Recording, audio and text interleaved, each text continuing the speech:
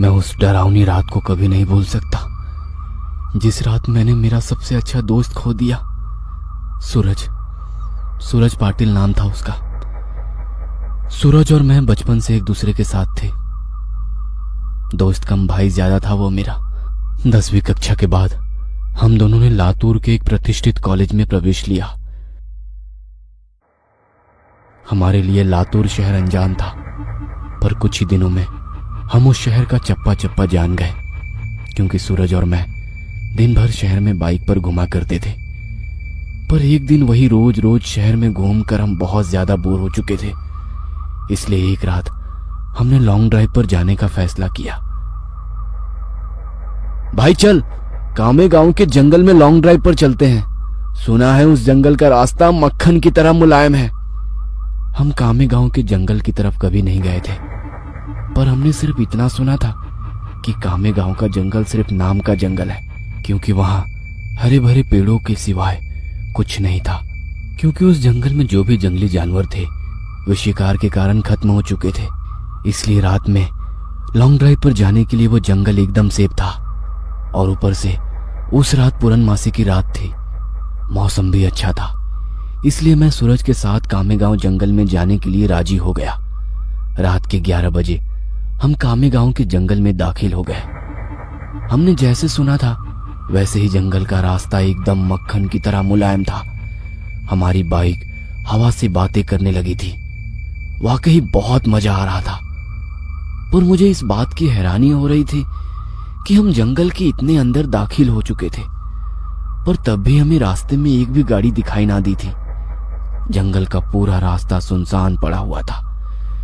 तभी रास्ते में हमें एक पुल दिखाई दिया। सूरज ने उस पुल के बीचों बीच बाइक रोक दी। वो अंग्रेजों द्वारा नदी के ऊपर बनाया गया 100-200 साल पुराना ब्रिज था। पुल के बाजू में एक बड़ा सा बोर्ड लगा हुआ था और उस पर लिखा था सेंट जॉर्ज ब्रिज। हम दोनों पुल पर गए और खड़े हो गए। पुल के नीचे से नदी बह रही थी। पुल से कोमल हवा बह रही थी। पुल के नीचे बहती नदी के पानी में चांद दिखाई दे रहा था। माहौल बहुत खुशगवार था, लेकिन इतने में दूर कहीं जंगल में से एक भेड़िए की रोने की आवाज आई।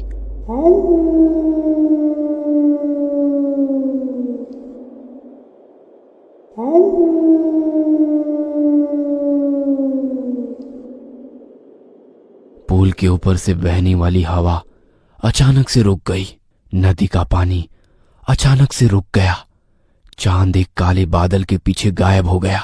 तभी हमारे सर के ऊपर से एक टिटहरी भयंकर आवाज में चीखती हुई मंडराने लगी, मानो वो हमसे कह रही थी कि यहां से जल्दी से भाग जाओ। हमारे महाराष्ट्र में ऐसा माना जाता है कि टिटहरी का चीखना अशुभ घटना का संकेत होता है, और मैं ये अच्छी तरह से जानता था। सूरज, मुझे यहाँ पे कुछ अच्छा नहीं लग रहा है। टिटहरी का चीखना मतलब कि हमारे चारों तरफ खतरा मंडरा रहा है। हमें जल्दी यहाँ से निकल जाना चाहिए। अरे भाई, कुछ अशुभ नहीं होता, बस ये अंधविश्वास है। टिटहरी के चीखने की वजह उसका गुस्सैल स्वभाव होता है और वही उसकी आवाज भी होती है। अब चुपचाप यहाँ खड़ा रहे और खूबसूरत नजारा देख, सूरज ने मुझसे कहा। तभी मैंने सूरज के पीछे कुछ दूर पुल की रेलिंग के पास एक औरत को खड़े हुए देखा।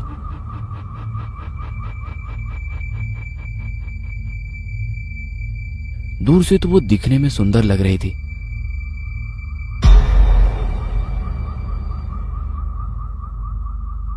पर वो पुल के नीचे झांक रही थी। मैं उसकी तरफ देख ही रहा था कि इतने में वो औरत अपनी चप्पलें उतारकर पुल की रेलिंग पर चढ़ गई। सूरज, पीछे देख, वो औरत क्या कर रही है? मैंने सूरज से कहा। सूरज ने पीछे मुड़कर देखा।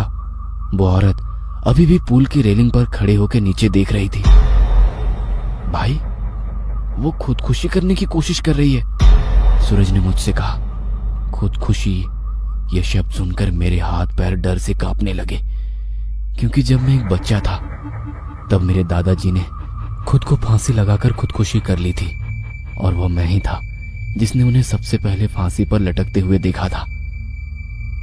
ओ, नीचे उतरो, कहते हुए सूरज उस औरत को रोकने के लिए उसकी तरफ भागा, लेकिन मैं वहीं खड़ा रहा क्योंकि मेरे आंखों के सामने फांसी पर लटकते हुए मेरे दादाजी आ रहे थे।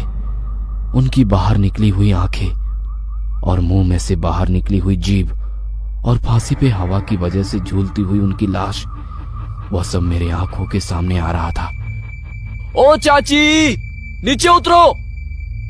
सूरज और जोर से चिल्लाया। सूरज की आवाज सुनकर मैं अपने होश में आया। सूरज उस औरत के बहुत ही करीब जा पहुंचा था, पर तभी वो औरत नदी में कूद गई। तब तक मैं दौड़ते हुए सूरज के पास जा पहुंचा। वो औरत हमारे आंखों के सामने नदी में डूब रही थी और चीख रही थी, वाचवा मला कोड़ी तरी, वाचवा वाचवा मला कोड़ी तरी। मतलब बचाओ, मुझे कोई बचाओ। पर हम सिर्फ उसे डूबते हुए देख रहे थे क्योंकि हम दोनों बहुत ज्यादा डर गए थे। वाचवा ये पुरानो मला, वाचवा। वो औरत डूबते हुए हमारी तरफ देखकर चीखने लगी और मदद के लिए गुहार लगाई। उसकी दर्द भरी चीखें सुनकर मेरे तो रोंगटे खड़े हो गए थे, पर तभी सूरज ने उसका टी शर्ट उतारकर मेरे मुंह पर दे मारा और पूल की रेलिंग पर चढ़ गया। रुक जा सूरज, मैं तुम्हें नदी में कूदने नहीं दूंगा। मैंने उसका हाथ पकड़कर उसे रोका। मुझे छोड़, मैं उस औरत को ऐसे मरने के लिए नहीं छोड़ सकता, उसने मुझसे कहा और मेरे हाथ से अपना हाथ छुड़ाकर वो भी नदी में कूद गया। सूरज नदी में कूदते ही उसने अपने आसपास देखा, पर उसे वो औरत कहीं भी दिखाई नहीं दे रही थी। उसने सोचा कि वो डूब चुकी होगी, इसलिए उसने गहरी सांसें ली और पानी के अंदर डुबकी लगाई। कुछ देर बाद वो नदी की सतह पर आया। मिली क्या? मैंने चिल्लाकर उसे पूछा। नहीं! सूरज पानी में से चिल्लाकर मुझे बोला और उसने फिर एक बार गहरी सांस ली और नदी में डुबकी लगाई। देवा, सापड़ू तेरे थी भाई। मैंने आंखें बंद करके भगवान से प्रार्थना की और जब मैंने अपनी आंखें खोली तब मुझे एहसास हुआ कि मेरी दाहिनी ओर कोई है। मैंने झट से दाहिनी ओर देखा और मेरे पैरों तले जमीन खिसक गई क्योंकि मेरे बगल में ही पूल की रेलिंग पर वही औरत बैठी थी जो कुछ देर पहले नदी में कूद गई थी।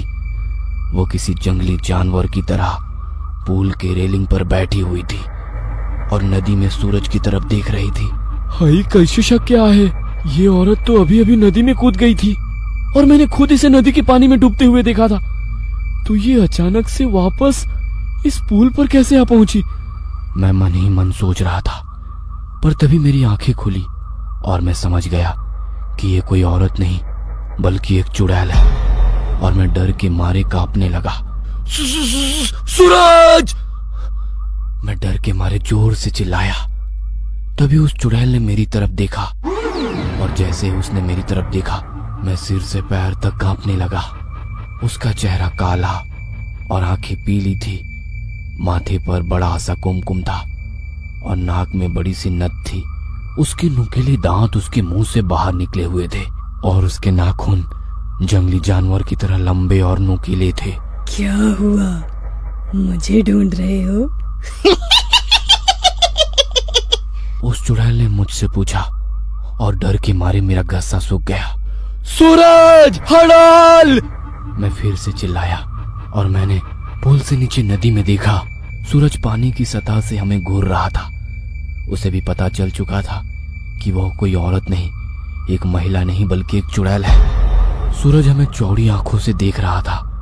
मैंने सोचा कि यह चुड़ैल अब मुझे इसी पुल पर चीर फाड़ कर मार देगी और फिर मेरे कच्चे मांस को चबा चबा कर खा जाएगी, क्योंकि मैं अकेले ही उसकी पकड़ में आ गया था और डर के मारे मैंने अपने पेंट में पेशाब कर दी। डरो मत, मैं तुम्हें नहीं, उसे अपने साथ नदी में ले जा रही हूँ।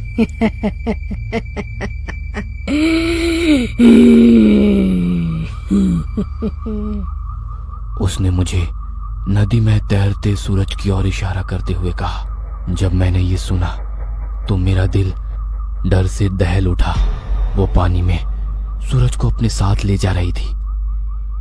सूरज, जल्दी से पानी से बाहर निकलो, नहीं तो ये चुड़ैल तुम्हें नदी के पानी में ले जाएगी, मैंने सूरज से चिल्लाते हुए कहा। यह सुनकर सूरज पानी में ठहर गया उसके हाथ पांव सुन्न पड़ गए। उसे एहसास हो गया था कि वह नदी में से बाहर नहीं निकल पाएगा, क्योंकि वह नदी के बीचों बीच था। वो काफी डर गया था। भाई, मुझे बचाओ! सूरज ने मुझसे विनती की। ये सुनकर चुड़ैल मेरी तरफ देखकर मुस्कुराई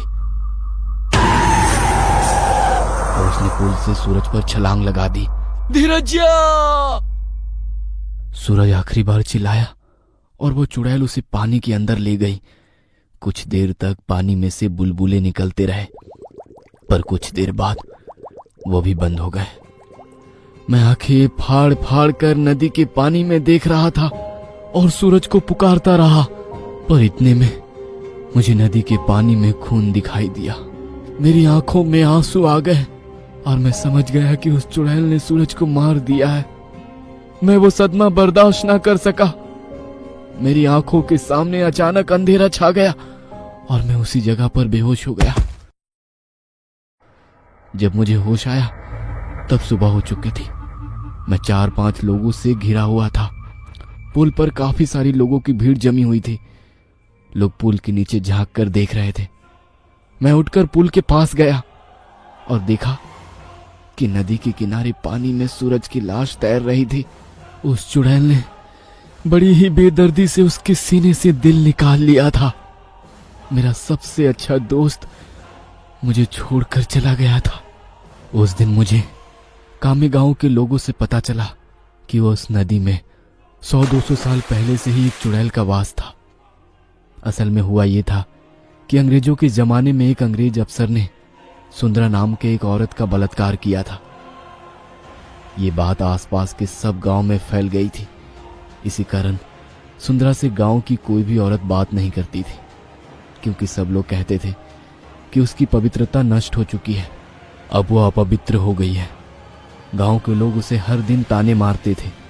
कुछ दिन बाद सुंदरा के पति ने भी उसे छोड़ दिया।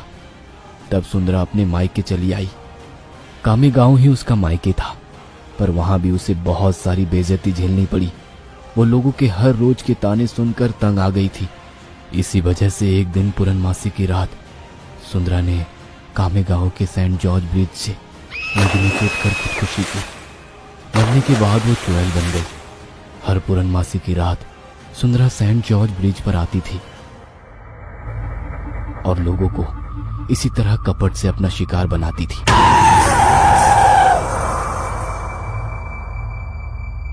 जब आसपास के गांव में ये खबर फैल गई कि कामे गांव के सेंट जॉर्ज ब्रिज पर चुड़ैल का वास है, तो लोगों ने रात को सेंट जॉर्ज ब्रिज की तरफ जाना छोड़ दिया। पर जिन लोगों को यह मालूम नहीं था वो सुंदरा का शिकार हो गए। कामे गांव के कुछ बुजुर्ग लोग ये भी कहते हैं कि 100 पुरुषों या लड़कों के दिल खाने के बाद वह चुड़ैल फिर से खूबसूरत जिंदा औरत बनने वाली थी। इसलिए वो सिर्फ पुरुषों और लड़कों को अपना शिकार बनाती थी और उनका दिल कच्चा चबा जाती थी। सूरज के मरने के बाद कामे गांव के सेंट जॉर्ज ब्रिज पर कभी भी वो चुड़ैल दिखाई नहीं दी। इसीलिए कामे गांव के लोग कहते हैं कि मेरा दोस्त सूरज उस चुड़ैल का 100वां और आखिरी शिकार था और उसके बाद वो जिंदा सुंदर स्त्री बन गई और अभी किसी आदमी के साथ वो एक सामान्य जीवन जी रही होगी।